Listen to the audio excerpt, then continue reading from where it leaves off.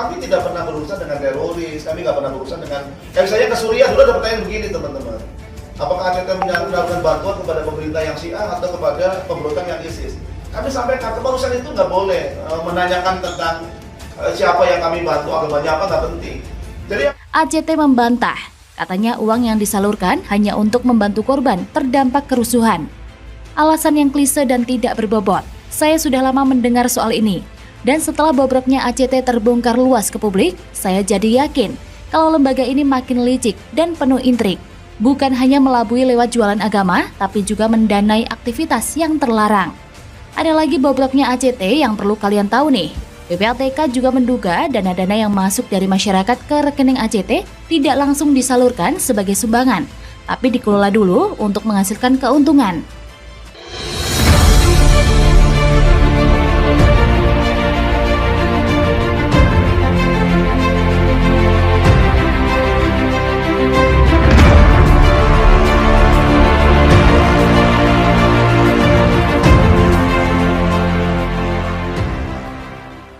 Warahmatullahi wabarakatuh. Kembali berjumpa dengan saya di channel Hamzah Gantarang. Sahabat sebangsa dan setanah air di mana saja Anda berada, semakin menarik perkembangan dari ACT yang terus-menerus menimbulkan banyak persepsi dari berbagai media maupun dari para ahli yang telah memberikan pandangan-pandangannya seputar ACT ini.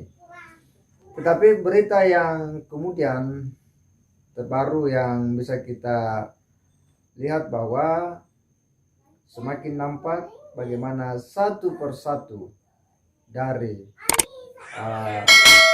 kesalahan-kesalahan yang dilakukan oleh ACT kemudian terungkap. Sebagaimana diberitakan dari awal bahwa ada dugaan penyelewengan dana. Tetapi di balik itu semua begitu mengejutkan, ya ternyata ada aktivitas-aktivitas yang begitu ngeri jika kita simak berita-berita di media. Makin ngeri, PPATK sebut karyawan ACT transfer 1,7 miliar rupiah ke sejumlah negara. Ditulis oleh Syardi dari siword.com. Enggak, baru konfirmasi tentang legal yayasan. Jadi baru sebutan tentang legal yayasan. Itu aja. Tentang legal yayasan. Tadi kan Bariskin minta dokumen keuangan segala macam, Pak. Belum. Tadi itu klarifikasi seperti apa saja, Pak? Masih sebutan legal yayasan. Gitu ya. PPATK menghentikan sementara transaksi atas 60 CIF, atas 60 rekening.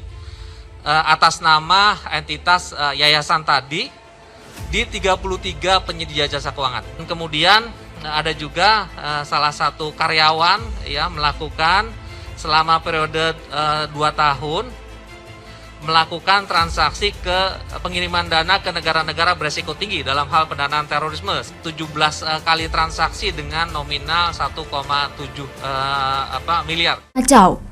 PPATK melihat ada beberapa individu di dalam yayasan tadi atau ACT yang juga secara sendiri-sendiri melakukan transaksi ke beberapa negara dan ke beberapa pihak untuk kepentingan yang sekarang masih diteliti lebih lanjut, kata Kepala PPATK Ivan Yustiavandana.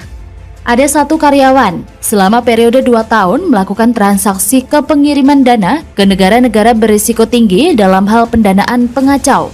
Seperti 17 kali transaksi dengan nominal 1,7 miliar rupiah, antara 10 juta rupiah sampai 552 juta rupiah, katanya lagi.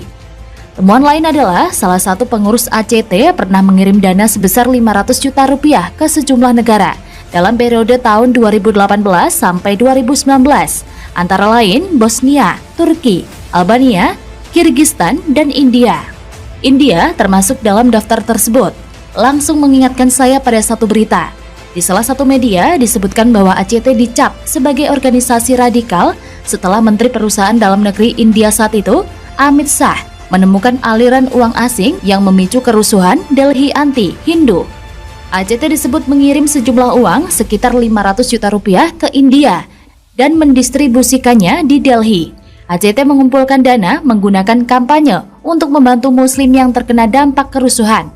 Uang itu disalurkan ke India dari Dubai melalui saluran Hawala.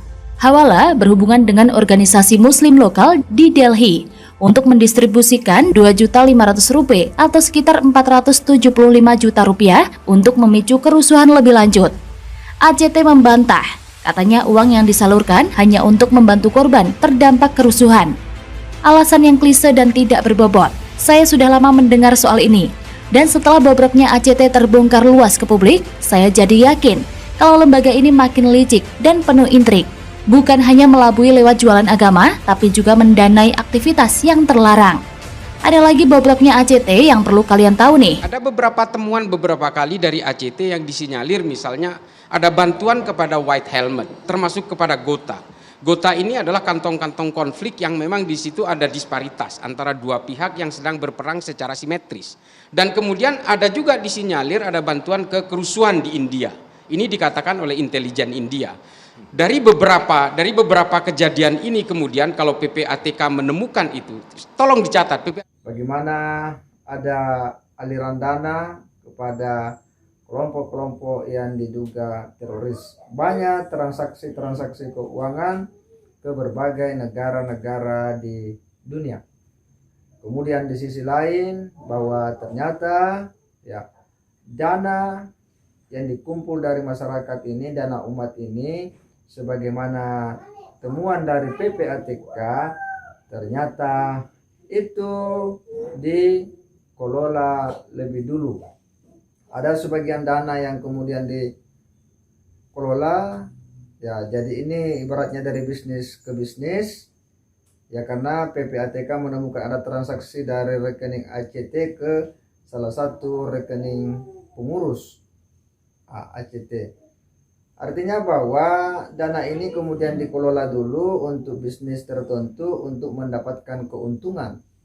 Artinya bahwa ada upaya-upaya yang memang ya dilakukan oleh pengelola ini untuk mengambil keuntungan lebih dari dana yang dikumpul dari umat.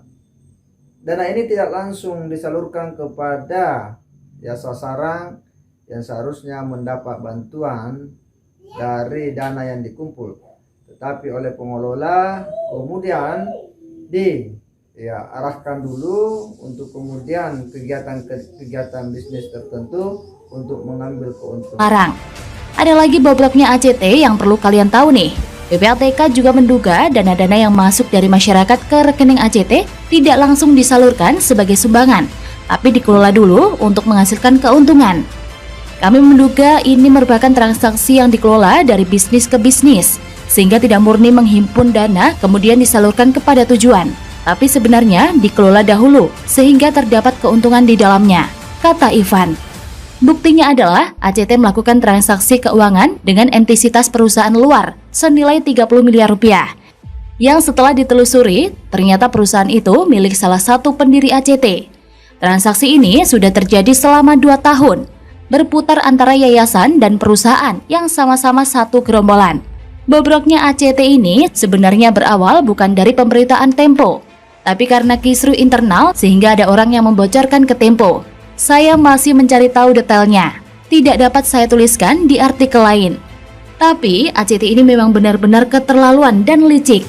Dana yang dikumpulkan dari masyarakat malah dimain-mainkan seenak jidat dan kepentingan pribadi, kemewahan petinggi, dan kepentingan bisnis, serta transaksi yang diduga terkait dengan pengacau. Banyak yang sudah membongkar ketidakberesan lembaga ini, tapi pemerintah tidak menganggap serius. India juga mencap lembaga ini biang kegaduhan, tapi pemerintah di sini seolah tutup sebelah mata. Baru sekarang ini loh, ketika sudah rame, pemerintah melakukan sesuatu. Apalagi buzzer ACT dan kadrun hina. Wih, mulai keluar dari tempat persemediannya dan melancarkan serangan membabi buta dan membela ACT. Ayo loh para kadrun dan buzzer, mulai bela ACT sekuat tenaga. Beri perlawanan hingga titik darah penghabisan. Semangatlah agar dapur tetap berasap dan perut tetap buncit.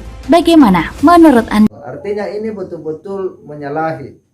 Dan inilah yang kemudian publik betul-betul dikejutkan dengan informasi-informasi yang didapat dari temuan-temuan PPATK.